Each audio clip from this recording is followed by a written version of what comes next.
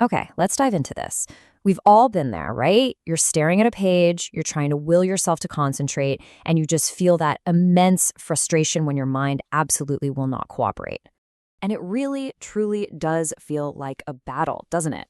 We try to just wrestle our attention into submission, fighting off every little distraction. It is exhausting. And, as we're got to see, it's a fight we're almost guaranteed to lose.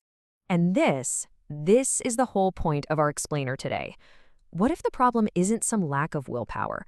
What if we've just been coming at this whole focus thing from a completely backwards perspective? So let's start by looking at this really common mistake, the willpower trap. It's this idea that, if we just push harder, if we just grit our teeth, we'll eventually break through. Does this cycle look a little too familiar? Yeah. You force it, you wander, you get mad at yourself, and then you try to force it again.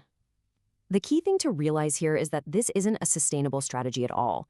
You end up burning more energy trying to focus than you spend on the actual work.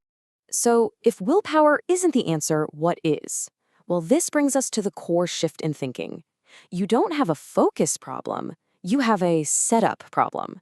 The issue isn't you, it's the conditions you're trying to work in. Now check this out, because this slide reframes everything. On the left, it's a personal failing, right? My willpower is weak. On the right, it's a strategic challenge. The conditions are wrong. Just shifting from I am weak to I need a better approach is incredibly empowering.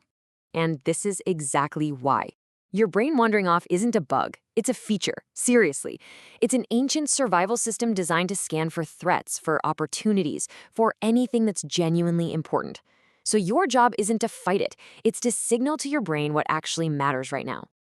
So how do we do that? How do we create the right setup? Well, it turns out it comes down to establishing 3 specific conditions. You get these right, and focus becomes the natural, almost effortless outcome. And here they are: curiosity, a clear target, and no friction. I want you to think of these as the 3 legs of a stool. If one is missing, the whole structure of your focus is going to be wobbly and probably fall over. Okay, let's break these down, starting with curiosity. Look, you can't force your brain to care about something, it just doesn't work. Instead, spend just a few minutes finding a real question or a puzzle inside the material. This flips the switch from you pushing your attention onto something to being pulled in by interest. Next up, a target. A vague goal is basically an open invitation for your mind to wander everywhere. Study physics is totally useless, but figure out how these 3 specific concepts connect. Now that gives your brain a specific target to lock onto. It's the difference between a floodlight and a laser beam.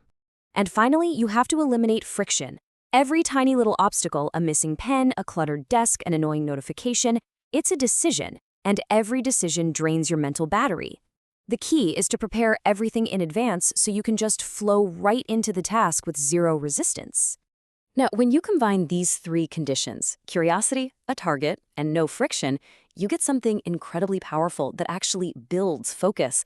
It's called mental momentum. Think of it like trying to push a really heavy door. That first push, that's the activation energy. And it's always the hardest part. Getting started is always more difficult than keeping going. But once that heavy door is moving, keeping it going is actually pretty easy. And that's momentum. Once you are actually engaged in the work, staying engaged feels surprisingly natural. So here's the crucial point. The real battle isn't for the full hour of work. It's for the first 5 minutes. If you can use those 3 conditions to win those initial moments, you build the momentum that just carries you through the rest of it.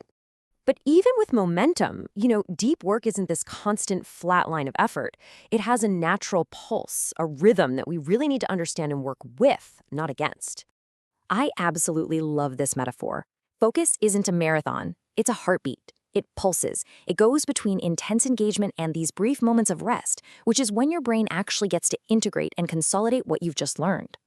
Trying to just force 100% intensity for hours on end, that just leads to burnout. You're fighting your brain's natural rhythm. The sustainable approach is to embrace that pulse, work with intensity, and then pause. Give your mind a moment to process and file away all the new connections you've just made.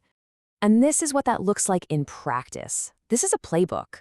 Notice how it incorporates everything we just talked about: the setup, the momentum building, the focused work, and then those crucial breaks for integration. This is a repeatable cycle for real, sustainable, deep work. At the end of the day, this is the main takeaway. Stop measuring your work by the hours you spend in the chair and start measuring it by the depth of your engagement. It is quality over quantity every single time.